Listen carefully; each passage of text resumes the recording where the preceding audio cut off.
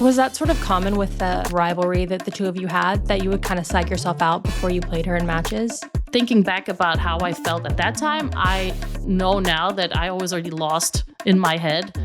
Like I already lost the match before I even stepped out on the court. I was so nervous. I didn't really believe that I could beat her. My dad was kind of more there as my kind of mental support, I think, through those times, and to keep the media a little bit on a distance, because that all went really crazy for a while as well. Here we go.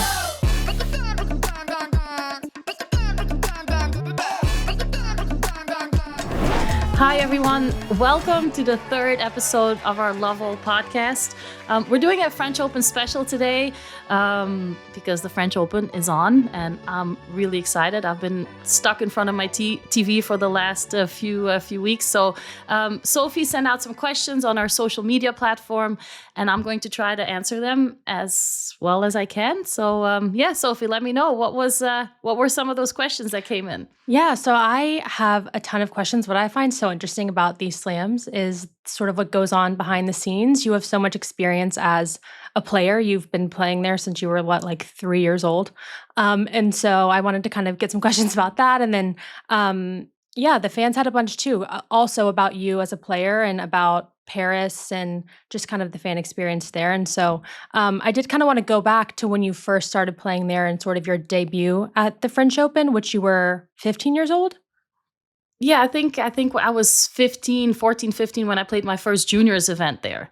And then, it was back in the day where you had those, little cameras that you roll, those, what do you call those? Like Sophie, a you disposable probably camera. don't even know that stuff. No, I do. A disposable camera. So, I used to travel to all those tournaments, and back in the day, I felt like it was a lot easier to get closer to the top players. So I would go like on the sideline when Marcelo Rios was practicing, and and Pat Rafter and Arantxa Sanchez, and so it was such an amazing experience for me for the first time. I never went as a kid as a fan, so for me as a junior player, to be able to get up close to the players and see Steffi Graf in the locker room under Susan Lundgren, like those kind of experiences were so unique and made me even want to be a part of that lifestyle more. Was that your first time at a slam ever? Your first time at any slam tournament? When you were 15? Yeah, it was my first, Wow. my first Grand Slam as a junior.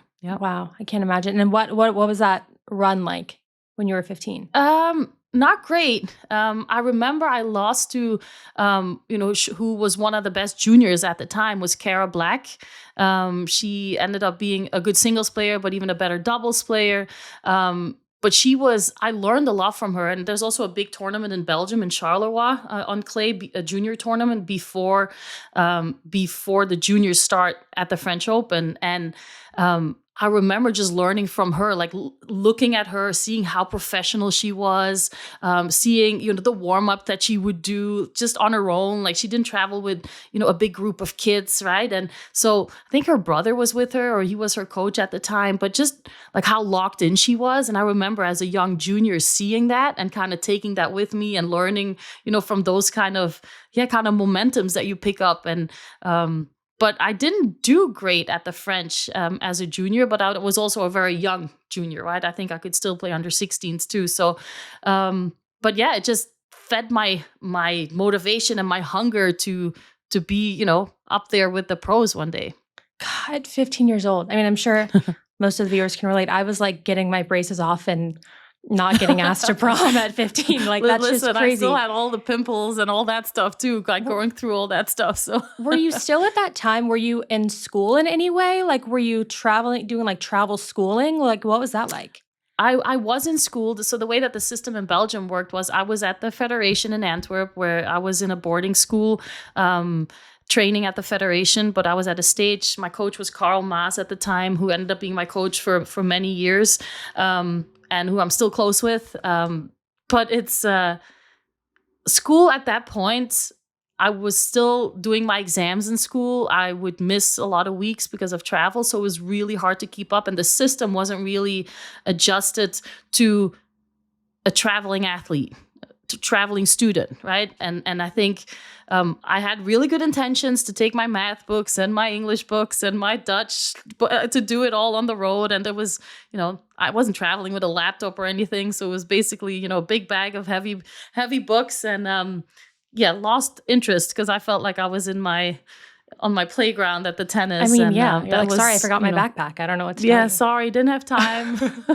I was training 8 hours a day, which was definitely not true. But It's hard out here, but okay? that's it. And then, once I started having better results on tour, that's when I had to kind of decide and say, okay, like this does not work for me to do both. And so I had to make a decision earlier on in my career to be all in on tennis.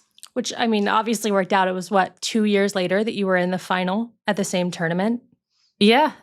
I guess 2001, right, was my first final where I lost to, it was for my 18th birthday. I turned 18 literally the day before my first Grand Slam final. So in between the semis and the finals. And it was a big deal. I mean, not just for me personally, but I guess for Belgium too.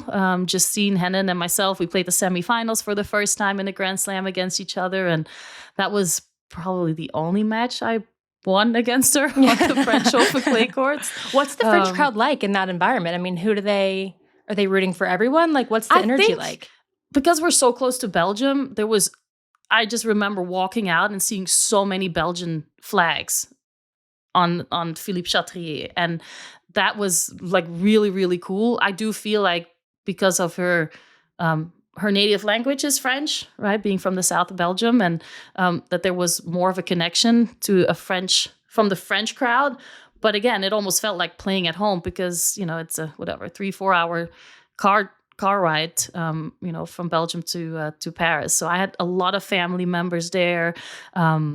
It was also the first time for me where, like my favorite singers from Belgium all of a sudden reached out to my dad and wanted to come sit in the box and like be there. And, so it was like a huge deal. And I feel like ever since then, kind of life changed on tour, and the attention and the media attention and the expectations. And, but I didn't really worry about that too much. I think I was too young, too naive to let that all to matter even understand too much. Yeah. So you beat her in the semifinal, and then you play Jennifer Capriati in the 2 finals. days later. Yep, 2 days later. So Justine and I played on the Friday. It was my 18th birthday on Saturday, and then we played the other way around. I guess we played Thursday, my birthday on Friday, and then we played on Saturday. We played the finals and lost to Jennifer Capriati.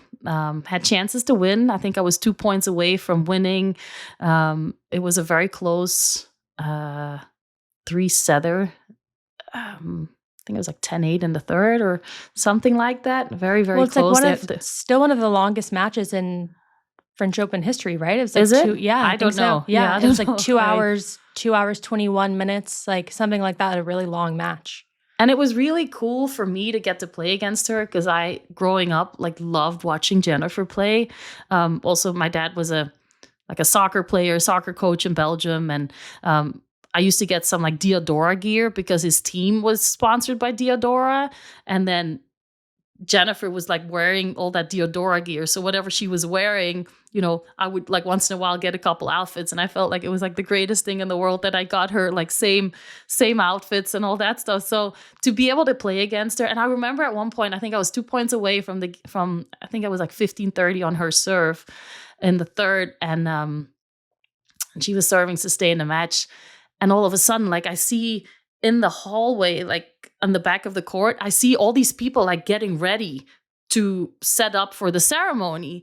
And I see them like the trophy is there. And I'm like, oh my God. Like it all of a sudden, like it just hit me. And my arm, I just felt like, I couldn't focus anymore on what was happening like on the court. So I got so distracted. It is. But I guess, I had to learn it like had that. You gotten right? to really talk to her before that match or after? Like had you guys gotten to kind of interact at all? Afterwards, for sure. We used to practice a lot. We had yeah, she was one of my favorite. You know, there's a couple of like hitting partners or not hitting partners, but like girls that you love to hit with, players that you just say like, hey, listen, like let's get a really good practice session in where we hit a lot of balls, where we, you know, players who don't worry too much about you hitting winners early on, like you accept it from both sides. Like there's some players that, you know, feel like you need to hit the ball to them and yeah, where you can't really play your own game. She was not like that. Like I love practicing against her. My dad was traveling with me a little bit. My dad was not my coach, but he was there kind of as a dad. Her dad was always there. They got along really well. And so we used to, it was like a really fun practice. We always kind of left the court feeling good and ready to kind of start our tournament.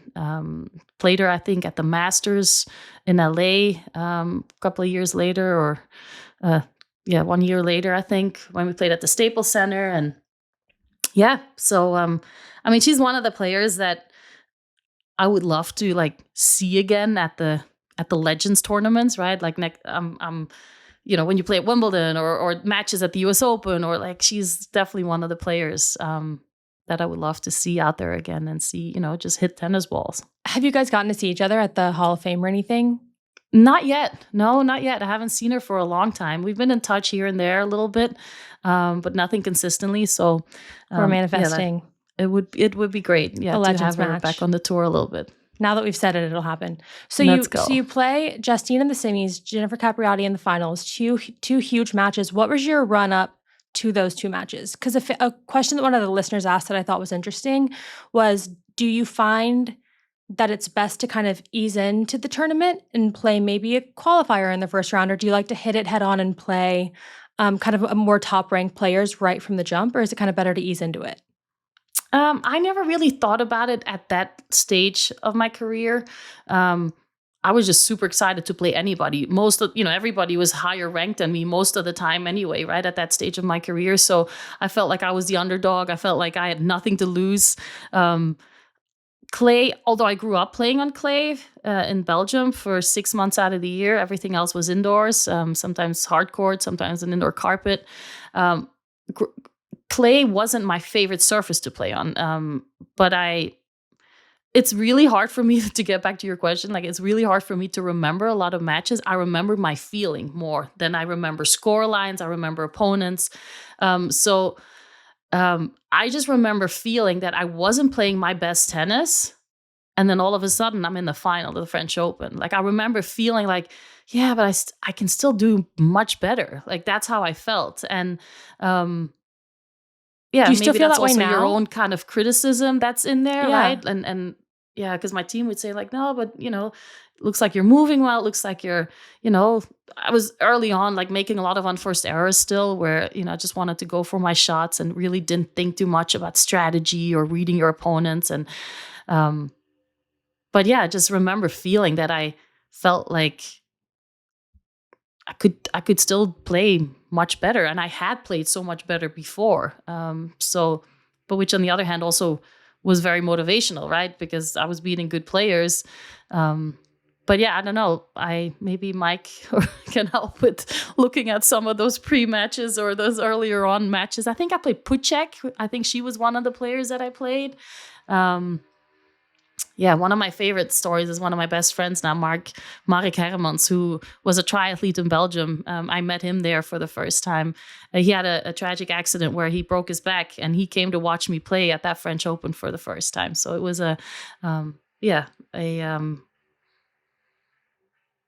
sad but also really nice moment that I was able to connect with him at the French Open. But it's nice that you look back on those matches and you don't think so much about who you played or the match specifics, and you think about it as more of like a feeling. And I had this nice moment with this nice player. Like, what a great way to look back at your career. I mean, I think so. I mean, when I hear guys talk, or women even, but I think it's more men where they look at statistics and results and names, and I think like, wow, I wish I had that. Like, I don't recall a lot of things. Like I hear guys talk about certain points at, in the 5-hole in the fourth set. Like I don't have that at all. Yeah, So but it doesn't matter. I mean, obviously, like I'm a woman too. I probably would have had approached it from the same lens, but yeah, that doesn't matter nearly as much as I had this great moment with this new friend of mine, or I got to build this relationship with this person. Like that's lasting stuff. So it's yeah, I cool that think you look so. back on Yeah, it that way. that's I guess just how I am too, right? It's Yeah. like those were important moments, and that probably stuck out more than winning, the third match against so and so, who I Yeah. don't know who that was. Yeah, totally. Do you look back now and still think I wasn't playing my best tennis, or are you like, well, I made the final, so I kind of was playing my best tennis?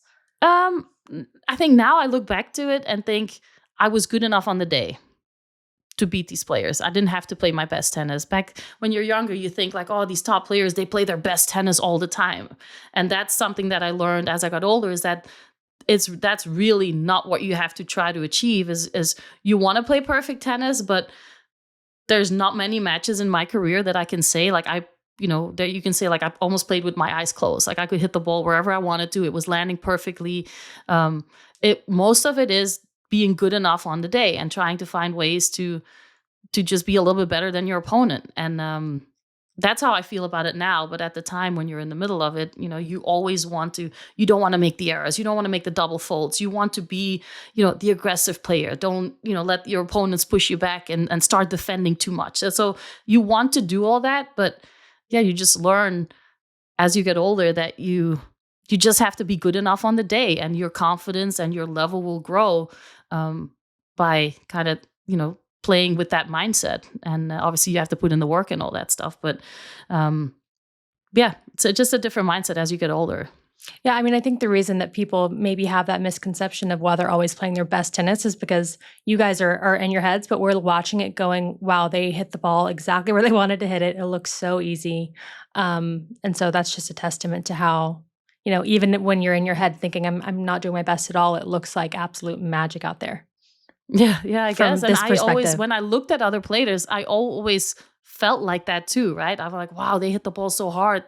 They move so well. And then I had moments, when I would play against somebody, I was like, oh, that ball is not coming off their racket as hard as I thought. Or, they're not, yeah, I feel like if I can move them a couple of times side to side, I can, yeah, they can't keep that up or whatever. Like so it's I think I'm not gonna say I overestimated, but I think I underestimated myself, which a lot of times was also good because I didn't take any opponent for granted, or I didn't just assume that I was gonna beat anybody before the match. Probably the opposite. Was always very much focused on, a match starts 50-50, right? And you have to try and just be better. Is that something that And your coaches tell you? Like your matches start 50-50, or is that something like, do some players go in going, oh, I got this? Or do they tell you like you try to keep it kind of, you never know how it's going to go? I think it was a combination of like how I was brought up, I think. Just put in the work, and I heard something on I think it was like the NBA now with the playoffs and everything. Players talk about like how, throughout the season there's yeah, they're not defending as hard, or they're not, really pushing, their opponents, and like just not being as physical and things like that. And I'm like, wow, like, can you imagine if like a tennis player would think like that? Like, oh, I'm not gonna try for a certain amount of matches or a certain amount of tournaments, and I just couldn't understand that. I understand it from a physical side, and it is such a different sport, but just yeah, I couldn't, like, my competitiveness could not deal with, not giving it my all wherever I played. Like it didn't have to be a grand slam. It doesn't have to be on a big show court or anything like that. Like whether I was playing a small tournament in an indoor facility with 30 people watching, or, Roland Garros final, like my effort was always the same. It wasn't my level wasn't always as good, but my effort, I always tried to, like, that was really pushed, I think, from my coaches, my team growing up, my parents, is whatever you do, like, mistakes are fine, but your effort is something you can control, and that's what you have to put out there and show. And yeah, and I think that was a little bit, my mindset that I kept throughout my career is yeah, and it's the same. I mean, I hear my parents speak to me when I talk to my kids now, right? When they're playing sports, and when I talk to Jada when she goes and plays, it's effort. That's what you can control. There's a lot of things you can't control, but effort you definitely can. And yeah, so that's my parents talking to me, I guess. And then talk to me, I mean, moving forward after that match in the finals you played up until 2012. Were you at the French Open kind of every year? Was that a tournament you played? That may be a dumb Yeah. question. Most of the time. I'm sure I've had a few injuries where I wasn't able to make it, but I lost in a final to Justine Henin. I lost to her in 3 out of my 4 Grand Slam finals that I played prior winning my first one at the US Open in 2005. But I lost to Justine in 2003 in my Roland Garros final. And thinking back about how I felt at that time, I know now that I always already lost in my head. Like I already lost the match before I even stepped out on the court. I was so nervous. I didn't really believe that I could beat her. She was like the clay court specialist, right? Like she had the best mover on that surface. She had the hands. She had the variety with that beautiful one-handed backhand. She could, have the variety with the slice. Just a really hard player to play on that surface, and I just didn't believe that I was good enough to beat her. Was that sort of common with the sort of rivalry that the two of you had, that you would kind of psych yourself out before you played her in matches? A little bit. I think, especially early on, although I beat her in the first time we played at the 2001 Roland Garros, but then over time, like she became such a well-known clay court specialist at that, on Philippe Chatrier. Like she did so well there. So, I'm sure I was not the only one that, was not looking forward to playing against her. But it also taught me a lot of things, right? To be better and to become a better clay courts player and to learn to use my slice better and to move better on the surface. So, there's pros and cons to it. I guess the biggest con is that I never was able to beat her on that surface. But then over time, I was able to beat her, which gave me a lot more confidence on the grass courts, on the hard courts. And so that helped a lot. But on clay courts, she was definitely almost unbeatable for many years.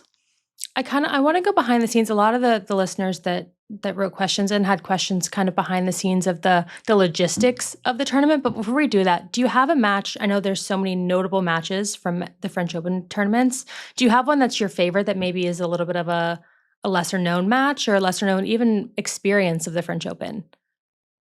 I mean, I would have to say, like, my favorite French Open match is my final against Jennifer Capriati, just because of the moment the moment in which it happened in my career. It was so unexpected. The fact that I was able to play against Capriati was so much fun as well. So I think that if I have to pick one match, that's, although I lost it. A few of my favorite matches have actually been the ones that I've lost, so, which I don't know what says. But but also they were like, I was playing against my idols, playing against people that I looked up to. I would pick that one for sure. Good. And then as you kept coming back to the tournament, I'm sure your team grows the more that you kind of like when you're 17, you're traveling with, I assume, your parents. And then who else are you traveling with at such a young age? So I was still, traveling with my coach, Carl, at the time. My parents would be there, but my dad, being a former athlete in soccer and everything, knew that it was so important to not kind of, like, he wasn't a tennis coach or anything. Like, nobody in my family, played tennis or for fun, maybe here and there. But my dad was kind of more there as my kind of mental support, I think, through those times, and to keep the media a little bit on a distance, because that all went really crazy for a while as well. And so he was kind of my protector a little bit from all that. But for me, I just kept my, it's not like it is now where you hear about, these people having, 6, 7, 8 kind of team members. And it was basically just I would use the physios from the WTA and from the French Federation that are downstairs in the locker room. Also, this is kind of the first time where you're making a little bit of money, where up until then, having, a full-time coach, physio, trainer, like that's almost at that stage of your career impossible to be able to afford all those things. And so, just used all the facilities that the tournament provides, that the WTA provides, that the ITF, the French Tennis Federation provides. And they were some of the best people that, you could have. Sometimes there was a little bit of a wait, right? If I signed up for a massage and I finished my match at 3 p.m. and I wanted to have my massage after my media at 5 p.m., sometimes that slot wasn't available. So I would have to wait till 7 p.m. So that wasn't ideal because I wanted to go to dinner. And so, but you deal with that early on, right? You don't worry about, waiting for 2 hours or at least I didn't. So that's how it goes in the beginning. And then over time, as I got a little bit older, you can afford, expanding your team and a little bit more about, what do I like when I'm playing? And do I want my massage therapist there so that I can literally, only spend 30 minutes after I'm done practicing and maybe have some lunch. And then I'm going to do my rehab in my room in the hotel because I want to get away from the craziness and the hecticness of being at the facility and being around your opponents and being around people, when you walk around asking for autographs and pictures. And it's not that it's bad, but it just takes a lot of energy. You decide to kind of, step away from the tennis and do your business when you're out there playing and practicing, and then everything else. I just try to, do most of it, if possible, in the hotel room and have my people, there. And then my coach would a lot of times stay around, watch my opponents, so he would scout. Nice, you've got eyes. Yeah, Nice. And then I feel like towards the later stages of my career, when I had a daughter. That definitely was not the easiest part, right? Is finding, the setups in the French hotels are also not always as convenient, I think. So to have a little girl traveling with you, have a nanny there, so you wanted maybe connecting rooms or have, so it just different than what you're used to. So you have to look for maybe different hotels but now I think, I'm talking about, this is a long time ago. Like I'm talking. Yeah. Like, Well, but once you reached a high, like once you did get a little bit older, even maybe after you did have Jada and you've been to the tournament a few times, what works for you, what doesn't. Did you find that you kind of like to spend most of your time in the hotel room? Did you find that you could decompress in Paris, go to parks? I think Iga said in an interview a few days ago that she likes to play early matches so she can go home and build Legos, maybe hit a park, but like not do very much. And then some players, I think they like to go to nice dinners and stuff like that. Dinners is something that we would do early on, or that we always kind of did throughout. There was like routine. I was very superstitious. There were different, I stayed early on in my career. I stayed in this hotel called Hotel California. It was just off the Champs-Élysées, a small little side street. So it was like a very easy kind of walk to, good restaurants but then the superstitiousness kind of kicks in too. And you pick your same restaurants on your days off. You pick your restaurants like before match days because you don't want to risk, certain things and getting sick or trying new foods or anything. So I was kind of probably pretty boring. But I just also wanted to rest. Like I just wanted to like put my legs up, watch a lot of tennis on TV. Like I've always watched a lot of tennis. And that's basically it. I would walk around, if, my mom and dad were there or something, I would walk around and visit, it was never long. It was like a 30-minute walk just to be outside for a second. And but no crazy, didn't do much actually. It sounds pretty boring. What were your superstition meals or some of them or favorite restaurants? Well, so they're obviously different in each place. I think early on at the French Open, there was an Indian restaurant just at the bottom. It was called Annapurna. And they were literally a 2-minute walk from the hotel. But after a while, like they just knew, what we want, like what we wanted to eat. And it was plain chicken, tandoori, some rice, a couple of vegetables, and that was it. Nothing too crazy. And but they, after a while, like those people, they support you, they follow your results, and they cheer for you. And so it becomes like, yeah, like you're not your like people that are there to treat you well, but then also they want to be a part. They want you to come back like in 2 days. So being in the quarterfinals, or so you create this energy that, yeah, it was just a lot of fun, and you get to do that in different parts of the world too. So those were a lot of times really fun connections. And to that restaurant, actually a few years ago, I took a few of my girlfriends to that restaurant, and the same people still work there. So it was really nice to see them again. I mean, that's what it's all about. I can imagine it gets difficult at times when you're traveling that much. So to be able to create what is really a family in different little pockets of the world is so cool. And I think you hear a lot of players that have that exact experience where they're eating at the same restaurant, the same food. And of course, like from my perspective, I'm like, but you're in Paris. Like, are you eating I know. croissants no, and are you definitely visiting? not like that. But of course it's not. Like that No. that's not realistic.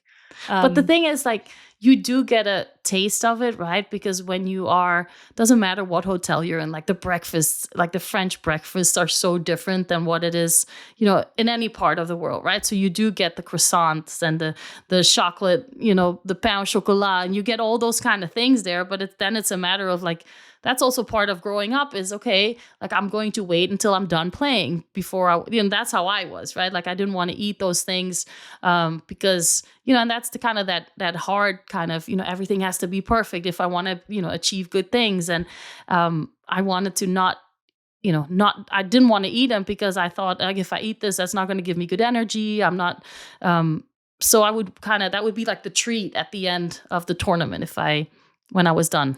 Did you find if you had a little pocket where you weren't playing as well, your superstitions kind of changed from like, okay, well, I can't do that anymore because that's not working for me. I got to kind of switch it up? Or does it stay a little pretty bit consistent? too. And you start looking at the things like, oh, what should I have done differently? And it's not just the on-court stuff, right? Like a lot of times, I felt a lot of confidence kind of in my shots because that had gotten me to that point. Like I would maybe tweak a couple little things here and there, but never, I would never really change my technique too much but it was a lot of those kind of things. It was, oh, what could I have done better recovery wise? What could I have done better, mentally? Like what, why was I so nervous? And what, just to learn to talk about those kind of things. That's another thing that you don't really do a lot is talk about. Now it's a lot more common to talk about your emotions and to talk about your fears and a lot of the negative things, you kind of push aside because you don't want to look weak, and especially on the tennis court.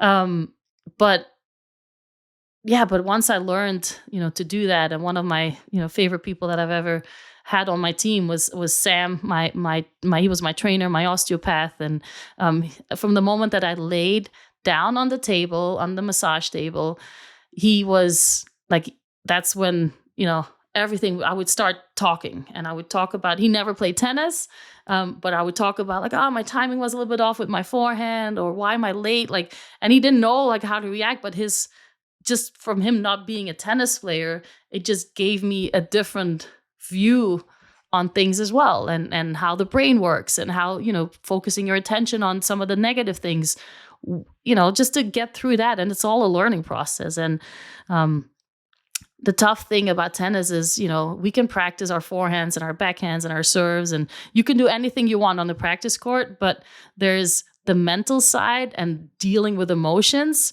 the extra pressure that comes on playing on the big stadiums, seeing the trophy on the sideline and knowing that could be yours in an hour and a half, like dealing with those kind of emotions, you can't practice. You can only experience it when you're out there, or you only experience it when you're out there. And that was at times a little bit overwhelming for me, which was frustrating because I couldn't practice that on the practice court. So I had to relive it. I just had to try to give myself more opportunities to get to the semifinals and the finals, and try to beat the players that I lost to prior, and try to change some things up here and there.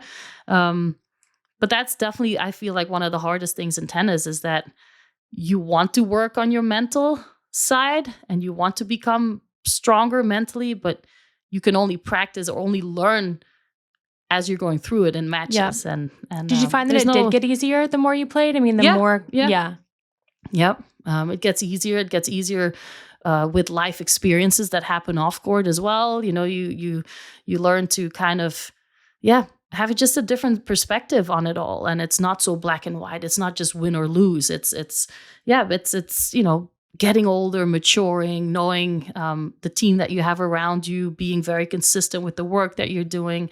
That gives you a lot of confidence too. And I feel like, being strong mentally for me meant also knowing that I've put in all the work on the court, in the gym. I did all my recovery, and that is such a confidence booster on its own, and you carry that with you. And it does help, right? It does help as you get older to kind of learn to not be so impacted by the trophy on the sideline, or, you know, just to be like, okay, try to stay really in the moment, and nothing.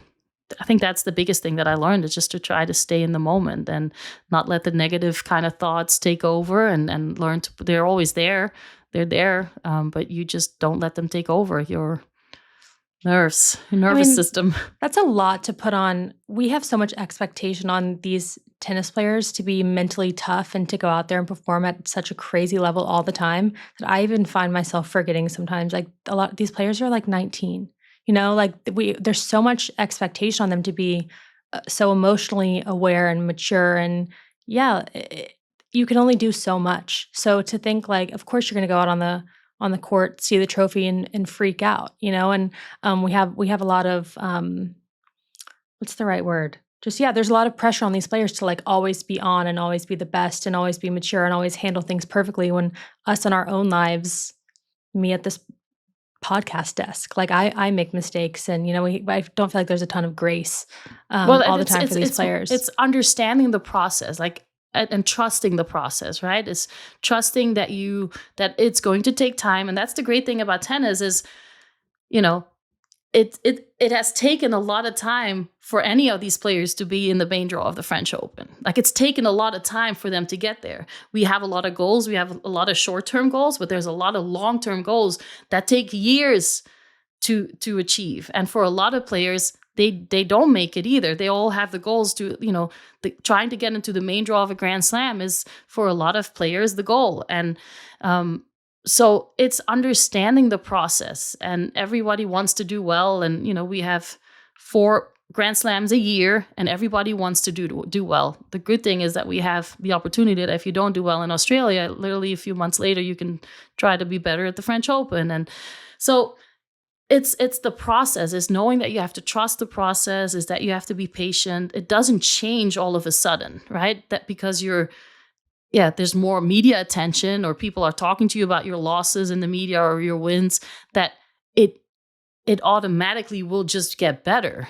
You have to trust the process, and you have to put in the work, and you have to schedule your tournaments smartly, and you have to practice your or schedule your weeks off in between tournaments when you change surfaces. Like, I feel like that was one of my biggest strengths, was that I was able to always remember that I had to build in practice weeks. And now I feel like there's a lot of players that just kind of play week in, week out, because of, you know, whether it's money reasons, sponsors, points to defend. But I think in the long run, that will have a negative effect on your mental health, physically.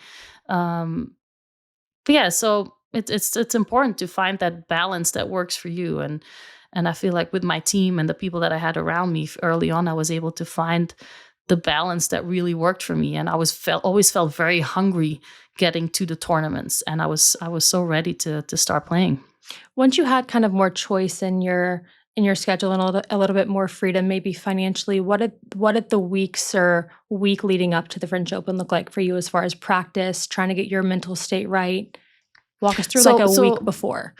So I dated an Australian tennis player. So I did have some struggles early on in my career with my team, with people telling me that I should play this tournament because it was better, and I was stubborn, and I was like, no, I want to be, at watching my boyfriend play, and like things That's like so that. real, So Kim. I know, So real but- for that.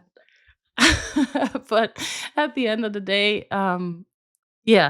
I always liked to play. As I got older, I didn't like to play the week before a Grand Slam unless I really needed it. I think we saw that with Novak playing in Geneva before the French, just because he needed the matches, and he was very open in saying, like, if I didn't feel like I needed to win some matches, I wouldn't be here right now. And so I also kind of felt like, okay, I want that especially the last few days, like 3-4 days before you're playing your first round at Roland Garros. Like, I didn't want to, I just wanted that to be my schedule that I like, where I feel good, that I can go to the gym, I can have my treatments. And when you're playing a tournament before, it's I don't want to rush into traveling from one place to the other and being in a different bed, different pill, like all that stuff does have an impact. And so I just wanted to stay most of the time, if possible, stay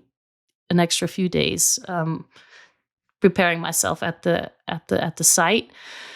But then, there have definitely been a few cases where I did decide to play a tournament because I just wasn't hitting the ball well, or I just felt like my confidence was low, or I had an injury prior and I just wanted to have some more matches. And so tennis is such a sport that goes on how you feel. And I think, for me, that was definitely the case. If I felt good, I didn't feel the need to play more matches. I was ready. I could switch it on when I had to. And so over time, you just learn to understand what works for you and what doesn't. Did you find it hard on the flip side of the tournament, going from, say you made the French Open final, going kind of straight to Wimbledon? Was that a harder transition for you because it's so close? It was all surfaces? exciting. I just came from this great result, and I got to play on grass, which was fun. And most of the time I played a smaller grass court tournament smaller than the French Open, but in Rosmalen, 's-Hertogenbosch, which is still around. And it was one of my favorite tournaments because it was an hour drive from my home. So I could go and practice on those grass courts right away. And it was a little bit of adjustment, but that was also the fun about it, right? It was, trying to adjust as quickly as possible. And then, you see Rafa do it literally, from going to winning the title on Sunday on clay to practicing at the Queen's courts the next day and being on top of the baseline and trying to, hit his returns like, a lot closer. It's just those kind of things. Yeah, you learn from other people, and you observe, and you learn, and you just try to push yourself and talk to your team about adjustments here and there. And and that's the fun part. It's there's so much variety in tennis. The surfaces, the playing style that you have to achieve on those kind of surfaces, which is what I always loved. No, that's a lie. I shouldn't say I always loved that, because there were definitely some frustrating moments. But I always loved the challenge, I think. Well, yeah, that's what I think separates the best from, finding that challenge exciting is probably what makes the top people the top people. Instead of that being so also daunting. And also understanding at the French Open, there's not many, especially not on the women's side, there's not many clay court specialists. Like, there's a lot of players who don't enjoy playing on clay.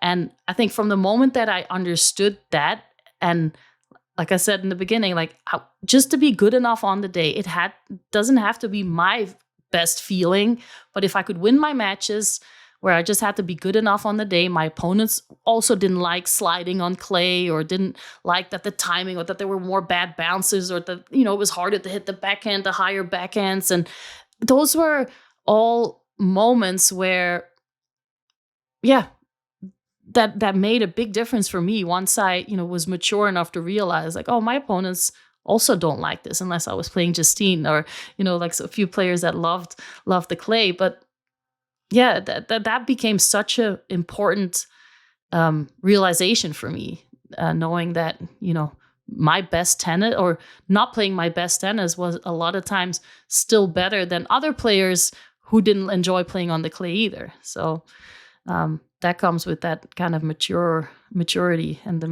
more mature mindset. Yeah, and some people are just kind of better at faking that they're also really Fake nervous it and till you also make it. struggling. Yeah. And Yeah. some people are really good at putting that front on, and I'm sure that's really intimidating as a player to be playing someone who like you're like, oh, they're not nervous at all, and they know that they're going to win this, versus you who's like quivering and shaking and so nervous Yeah, on and the you inside. feel that.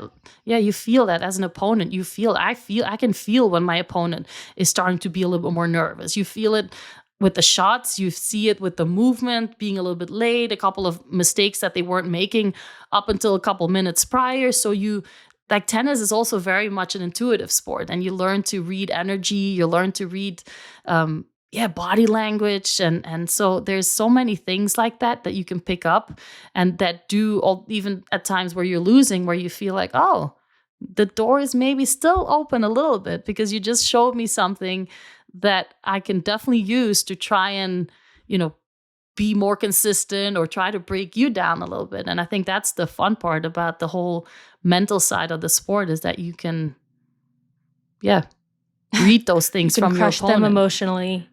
Yeah, well, they do that on their own, Yeah. right? No, yeah, but that's the thing. Like, you crush your own Yeah.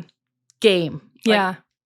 there's never really been an opponent who's crushed me emotionally. It was my own thoughts that did that, right? But was it them doing it? Was it them doing it secretly through, like, you know what I mean? It's almost like a... No, it's like your own insecurities, your own Yeah. doubt.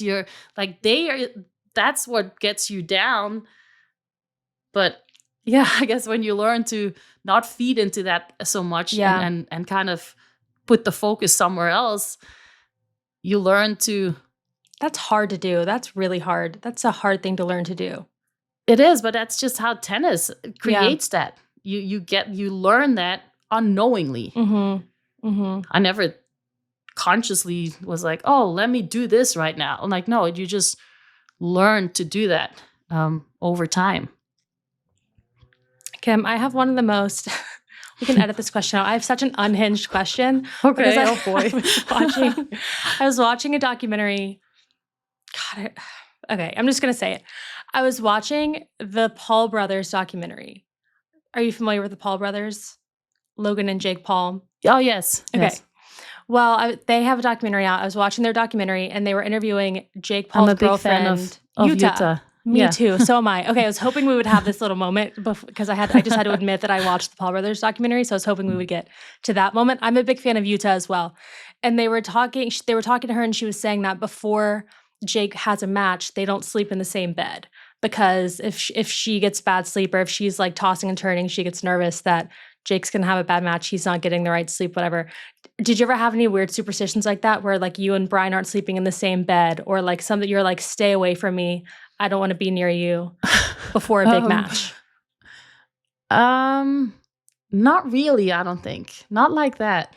I mean, listen, I can tell you a lot of stories now, but probably for a different type of show. No, I didn't feel like that at all. To me, having him around was also very relaxing to me. It kept my mind off, what's happening tomorrow, or you're playing this big game. Like, no, like that wasn't the case for me. He's like it's more of a calming presence. Yeah, to me it was that way. But I understand the part where, and I've seen Utah like kind of talk about, I need to be locked in, I guess the Olympics, the World Championships. Yeah, same goes for her. Yeah. Yeah. And to kind of be away from each other. And I guess when you're an athlete, it's so normal. Like I've seen that, where people ask me like, how do you do it? Like when you're away for 2 weeks? And I'm like, what do you mean? Like, it's so normal for me to, jump on a plane. Like my husband was an athlete, he played basketball. So he was in one place for a longer amount of time, but it's so normal for us to be apart from each other. I'm sure it's harder, like for them, I guess they not too long ago just got engaged, I think, and to then leave each other, and like it just takes maturity, right? To understand that you have your goals, and she wants to achieve it, and I'm there all the way there to support it, and I want to see her win the gold. Oh, me too. I'm so hopeful. I know. Oh my gosh, especially after watching that documentary, I was like, she has to get it. She works so I haven't watched it, hard. but I've She was the star, in my opinion. Yeah, and she spent a ton of time with her family. She's very, very close with her family, and she gives a lot of credit to them for her career. And I think we saw that a lot at the Rafa ceremony when he was speaking. I'd love to know your thoughts about his speech and sort of how he was so gracious and grateful to his family and his team for the past 20 years. It was I really, really loved watching it, the whole tribute, from the t-shirts that they handed out, the things that were written kind of in the, with the people wearing the white t-shirts in the stadium, and then seeing Roger and Novak and Andy walk out, and it was so, I don't know, it was just so perfect, I feel like, for him. And then seeing, listening to his speech, and the way that he thanked his family members. But it's also like having seen Rafa around for all these years, like literally from when he was a little boy, not speaking any English, where you had to translate some of the questions that journalists would ask him, to all of a sudden, speaking a little French, doing a lot of it in English, in Spanish, like, and thanking his family. Like, they are so grounded, like they're so hardworking, grounded, good head on their shoulders, professional. Like, you see his whole team whenever you're at a tournament, shake hands with the people from transportation, with the people that worked at the practice desk, like always saying goodbye to everybody.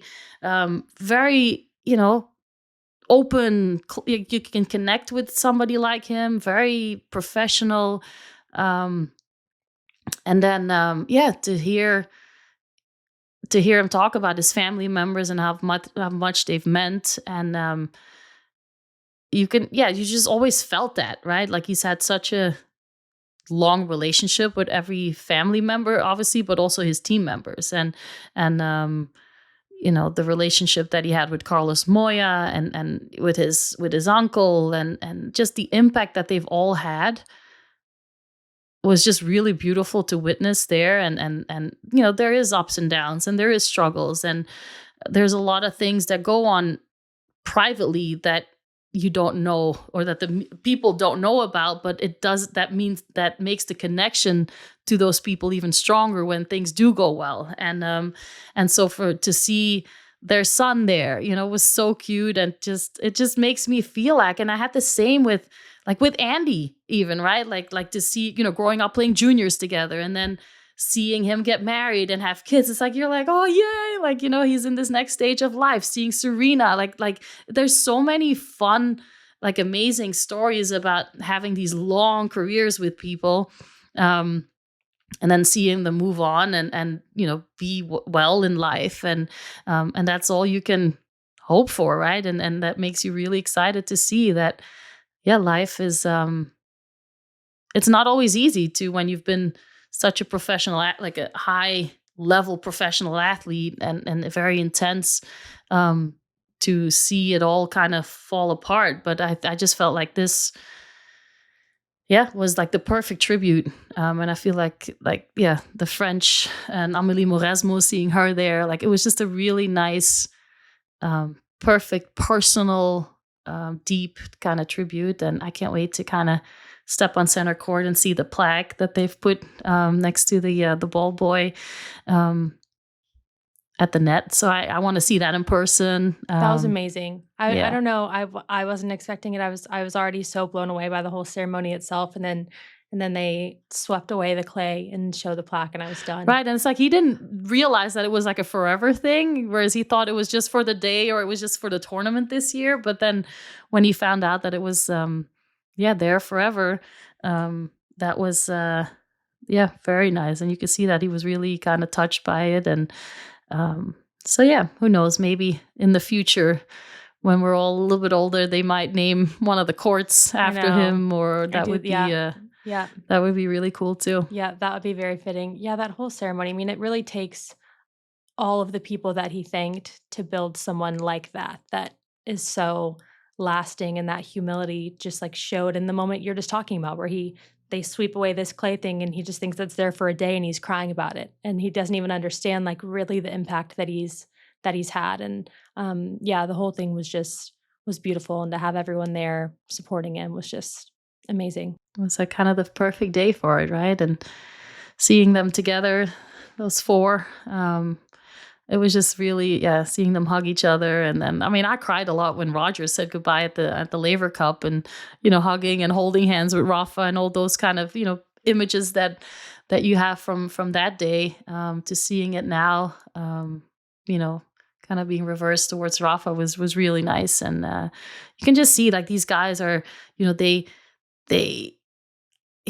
like outgrew the sport, right, in a sense. And so to see what they'll be doing in the future, and hope that they can still play some exhibitions, and that we can still, it doesn't have to be the highest level, but just with their presence and their energy, and is what I look forward to watching. And can't wait to see what they're going to do with, all the other things that they're doing in life. So yeah, it was a nice ending to his connection with Roland Garros. All right, Kim, thanks for sitting down with us and chatting. It's always good when we can catch you back at home. Where are you headed to next?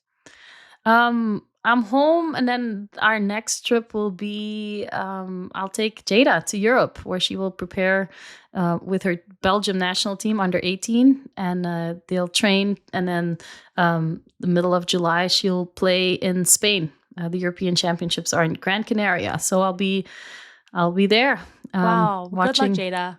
Yeah, thanks. Always rooting for her, and that's so exciting. How long are you guys going to be gone for? It will be about 10 to 12 days in Spain, but we'll be in Belgium for preseason and things like that. And then we come here because she has more tournaments in the States right after. So yeah, a lot of basketball. When the weather's nice, I'll be in some indoor facility, watching